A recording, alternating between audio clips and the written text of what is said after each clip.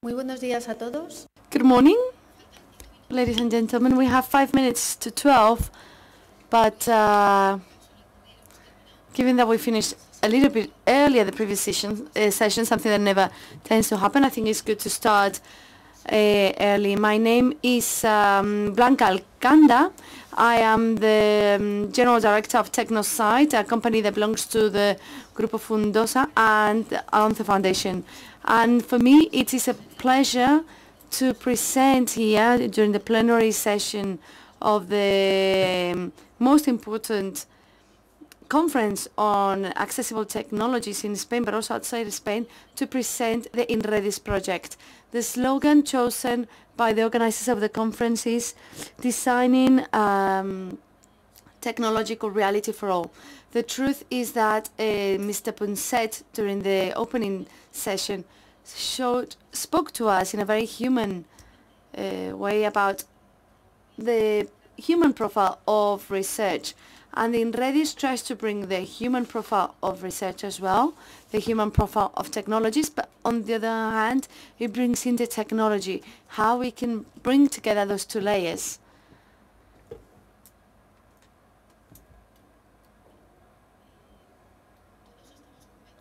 We are all convinced that technology is a fundamental tool for our lives. It is obviously for our companies. I don't think any of us can think about developing, carrying out our day-to-day tasks at work without using technology, either mobile technology or software technology, etc., many others. And in the field of people, technologies also are very important in our everyday life, not only because they help us obtain information and carry out our work, but also because lately we've seen technologies increasingly more as something that complements our essence as human beings, which is the capability to communicate. Technologies nowadays a way in which to do our work easier, but also it has become something fundamental in order to develop our relations. And somehow this will allow us to create collective intelligence, meeting points where we can participate and that can promote our individualities and strengthen our abilities. In this slide, we've shown, sorry, let me just go back. In this slide, I put a wonderful geobout that represents the incredible speed that technologies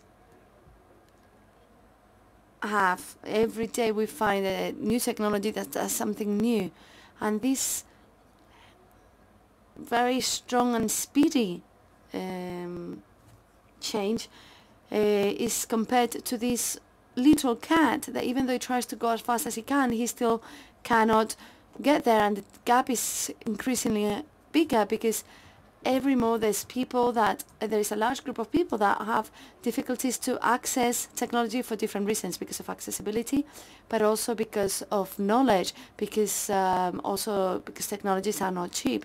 And so we are creating a huge gap between what technologies offer and how users can use them.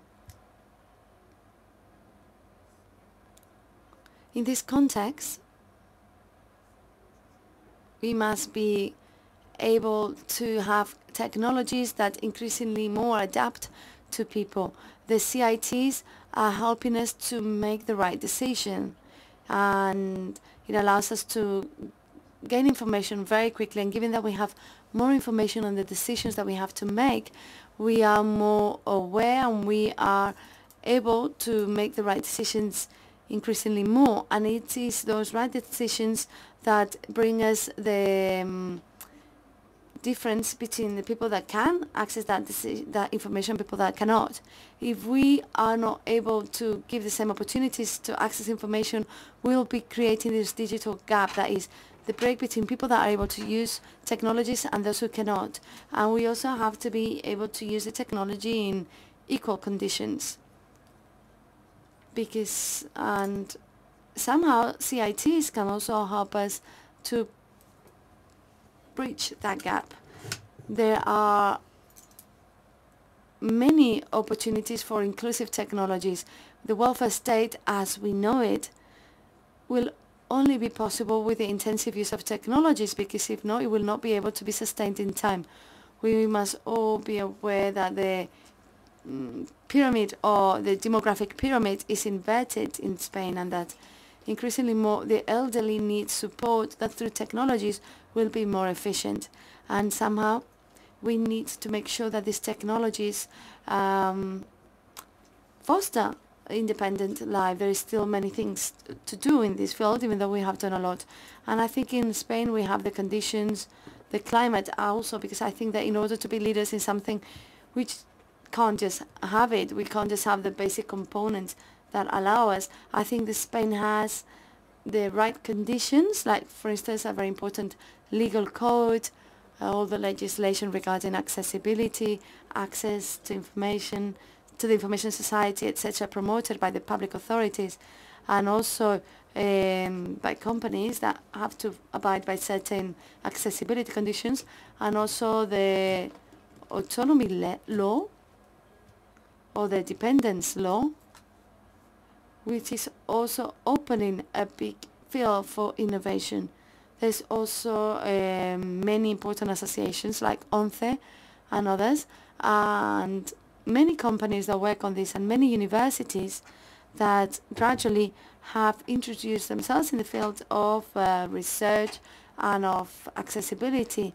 And there is also a large project of research such as this one that we'll present today, the INREDIS, that can help us in many fields.